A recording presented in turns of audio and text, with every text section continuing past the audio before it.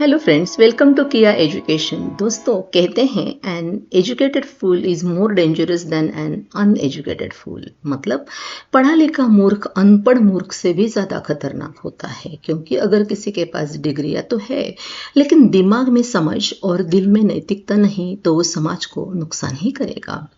अगर कोई कम पढ़ा लिखा है या अनपढ़ है फिर भी उसमें ऑनेस्टी एंड मॉरल करेज है तो वो समाज में पॉजिटिव बदलाव ला सकता है। यानी सच्ची शिक्षा वही है जो हमें सिर्फ नॉलेज नहीं बल्कि स्वातंत्र्य, समता, बंधुता और न्याय, यह वैल्यूज और सही डिसीजन लेने की ताकत भी देती है। सही को सही और गलत को गलत कहने की हिम्मत यानी असली नैतिकता की पहचान है। दोस्तों, नाउ लेसन 156। आपको पता है इंग्लिश में कुछ ऐसे वर्ड्स होते हैं जिनका प्रोनाउंसिएशन यानी उच्चारण एक जैसा होता है लेकिन spelling and meaning different. Words their and there, THEIR and THERE. The pronunciation is similar but the meaning and spelling are different. THEIR का उपयोग कैसे होता है देखते हैं।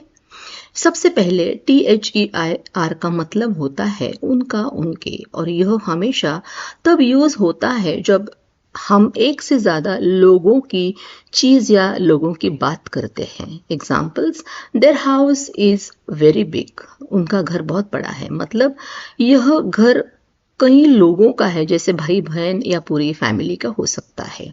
द टीचर टीचिस इंग्लिश, उनके टीचर अंग्रेजी पढ़ाते हैं। यहाँ देयर स्टूडेंट्स के लिए यानी बहुत सारे स्टूडेंट्स के लिए एक ही टीचर है।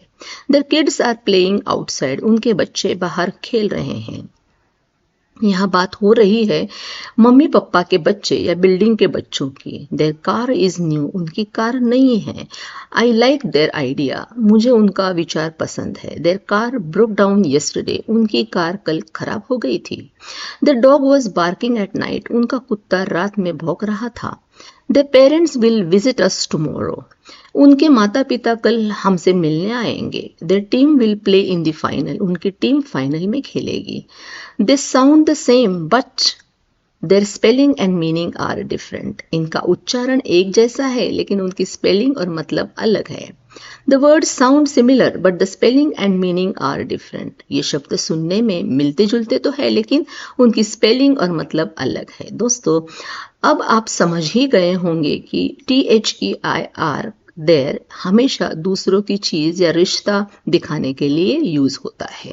THEIR यानी उनका, उनके, और यह प्लूरल या अननोन लोगों के लिए यूज करते हैं। बस इतना ही तो याद रखना है। अब THERE यानी वहाँ, वहाँ पर, वहाँ से, प्लेस और एग्जिस्टेंस के बारे में बात होती है। There is a beautiful park near my office, मेरे ऑफिस के पास एक सुंदर पार्क है। There was a lot of noise in the market, बाजार में बहुत शोर था। There was a man selling flowers, वहाँ एक आदमी फूल बेच रहा था। There is a pen on the table, table पर पेन, एक पेन है। There is a cat in the room, कमरे में एक बिल्ली है। There are many books in the bag, bag में बहुत सारी किताबें हैं। There are 2 boys in the park, park में 2 लड़के हैं। There was a big tree near the house, घर के पास एक बड़ा पेड़ है। There was a dog on the road, सड़क पर एक कुत्ता था। There were many people in the market, बाजार में बहुत लोग थे। There were 5 chairs in the hall, hall में 5 कुर्सियां थी। THERE देर का मतलब यहाँ, वहाँ, वहाँ पर, था, थे, है, ऐसे होता है। बस इतना ही याद रखना जरूरी है। दोस्तों, now we will proceed with lesson 157 practice session. What time did the flight leave, flight कितने बजे निकली। May I get a window seat, क्या मुझे खिड़की वाली सीट मिल सकती है।